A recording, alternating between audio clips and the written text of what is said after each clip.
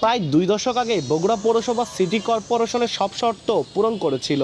শুধুমাত্র রাজনৈতিক বৈষম্যের কারণে বঞ্চনার শিকার হয়েছে এই জনপদের বাসিন্দারা। তবে এবার অবসান হচ্ছে সেই প্রতীক্ষার।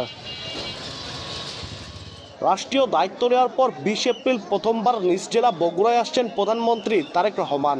এ সফর ঘিরে জেলায় বইছে উৎসবের আমেজ। দলীয় নেতাকর্মীদের উচ্ছ্বাস আর সাধারণ মানুষের প্রত্যাশা তুঙ্গে। বহুদিনের দাবি পূরণে এই সফরে বগুড়া পৌরসভাকে সিটি কর্পোরেশনে উন্নীত করার ঘোষণা আসছে। 2024 সালের 5 আগস্ট রাজনৈতিক পট পরিবর্তনের পর থেকে এ কার্যক্রম শুরু হয়, আর এখন তা চূড়ান্ত পর্যায়ে।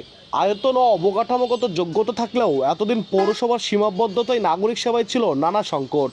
অপরিকল্পিত ড্রেনেজ, ময়লার স্তূপ ও ভাঙাচোরা সড়কে দুর্ভোগ ছিল নিত্যদিনের। ঘোষণার অপেক্ষায় তাই এখন বগুড়াবাসীর আনন্দ আর আশার জোয়ার। বগুড়াবাসীর দীর্ঘদিনের স্বপ্ন বগুড়া সিটি কর্পোরেশন। গর্বের বিষয় যে এতদিন পর আমাদের বগুড়া সিটি কর্পোরেশন হতে যাচ্ছে। বগুড়াতে আরও আমরা উন্নত অনেক জিনিস পাবো, অনেক শিক্ষা প্রতিষ্ঠান পাবো, এটা আমাদের অনেক দিনের আশা।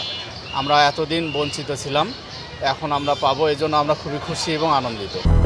200-র বেশি সার্ভিস ও ফিচারে লেনদেনের সব বিকাশ অ্যাপে সম্ভব।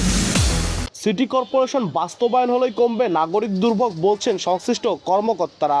সিটি কর্পোরেশন হলে এখানে নাগরিক সেবা অনেক বৃদ্ধি পাবে, উন্নয়নমূলক কর্মকাণ্ড আরও বৃদ্ধি পাবে। সিটি ডেভেলপমেন্ট ফান্ড সহ অনেক এখানে প্রজেক্ট আসবে উন্নয়নের জন্য।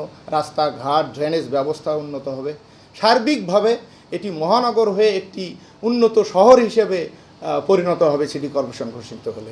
বগুড়া পৌরসভা সিটি কর্পোরেশনের রূপান্তর হলে তার কাজের পরিধি, কর্মপরিসর অনেক বৃদ্ধি পাবে এবং এখানে নাগরিক যে সুযোগ সুবিধাগুলো আছে সেগুলোও অনেক বৃদ্ধি পাবে।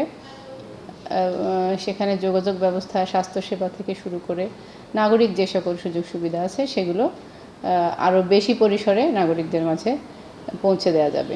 1876 সালে প্রতিষ্ঠিত 70 কিলোমিটার আয়তনের বগুড়া পৌরসভায় 21টি ওয়ার্ডে প্রায় 10 লাখ মানুষের বসবাস। আব্দুল আউয়াল, সময় সংবাদ, বগুড়া।